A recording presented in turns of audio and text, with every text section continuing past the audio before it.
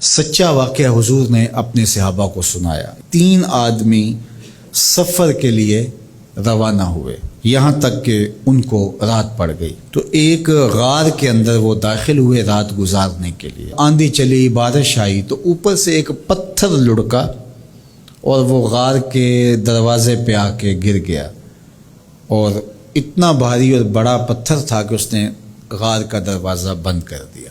انہوں نے آپس میں بات کی اور کہا، تم اس غار میں پھنس گئے ہو، اب یہاں سے نکل نہیں سکتے مگر یہ کہ تمہارے وہ عمل جو محض اللہ کی رضا کے لیے تم نے کیے ہیں، ان اعمال کا وسیلہ دے کے اللہ سے دعا مانگو۔ ان میں سے ایک آدمی نے کہا، اللہ میرے ماں باپ بوڑھے تھے اور میں جب بھی بکریاں چرا کر کے آتا تو میں دودھ دو کر کے سب سے پہلے اپنی ماں کو اور اپنے باپ کو پیش کرتا۔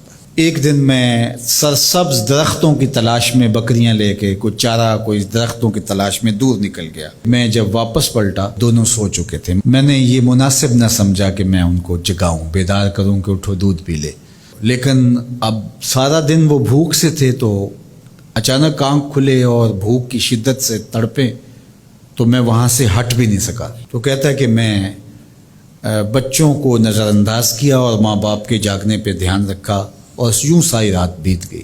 میرے ماں باپ فجر کے وقت جب اٹھے وہ دودھ ان کو پیش کیا۔ اب یہ عمل پیش کر کے کہتے ہیں، اے اللہ اگر یہ میں نے محض تیری رضا کے لیے کیا، تو جانتا ہے میرے دل کو، تو اس پتھر کو ہٹا دے۔ تو پتھر تھوڑا سا سرک گیا لیکن اتنا نہیں تھا کہ وہاں سے یہ باہر نکل سکے۔ اب دوسرے کی باری آئی، اس نے کہا، اے اللہ میرے چچا کی ایک بیٹی تھی جو مجھے بہت زیادہ محبوب تھی، مرد عورت کے ساتھ جتنی محبت کرتا ہے اس طرح میرا اس کی طرف رجحان قلب تھا، تو میں نے اس کو اپنی خواہش کی تکمیل کے لیے کئی بار کہا لیکن اس نے کہا کہ یہ نہیں ہو سکتا۔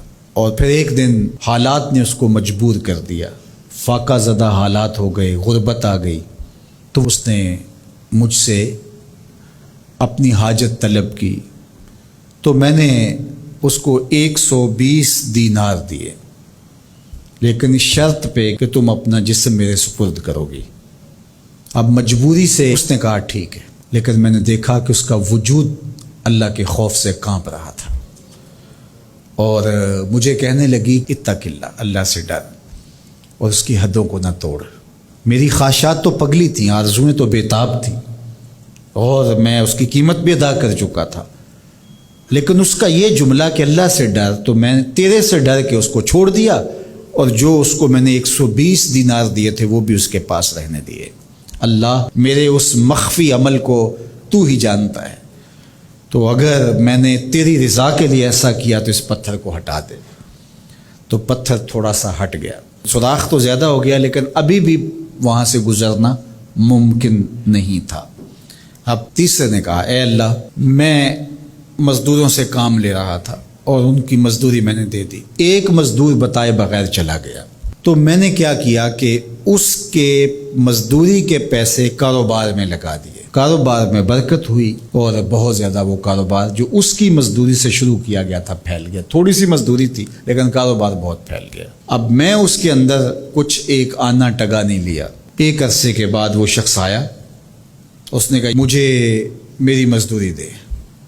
تو میں نے کہا یہ بکریاں، یہ بھیڑیں، یہ اونٹ، یہ غلام، یہ نوکر چاکر، یہ سب کچھ ہے، یہ تیری مزدوری ہے۔ تو اس نے کہا میرے ساتھ مذاق نہ کر، وہ میں تو مزدوری کے وہ چند جو لینے آیا ہوں اور آپ کہتے ہیں یہ سب کچھ تیرا ہے۔ تو اس نے ساری صورتحال بتائی، تو اس نے وہ ساری بکریاں، وہ سارے اونٹ، ساری گائے اور سارے غلام ہانکے اور چل دیا۔ کہا اے اللہ اگر یہ عمل میں نے تجھے راضی کرنے کے لیے کیا تھا تو پتھر کو ہٹا دے۔ تو حضور نے فرمایا وہ پتھر ہٹ گیا اور یہ چلتے ہوئے باہر آ گئے۔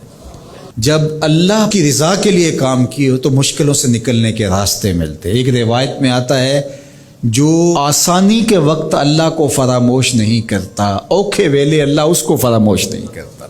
ہم تو کسی مصیبت میں پھنسے تو چالاکیاں کرتے ہیں، کوئی چالاکی، کوئی مکر کہ اس سے نکلیں، تو مصیبت میں پھنسیں تو دعا کے لیے ہاتھ پھیلا لیں اور اچھے اعمال کا اللہ کی بارگاہ میں وسیلہ پیش کریں. تو زندگی میں ایسا ذخیرہ اعمال کا جمع کرو کہ جب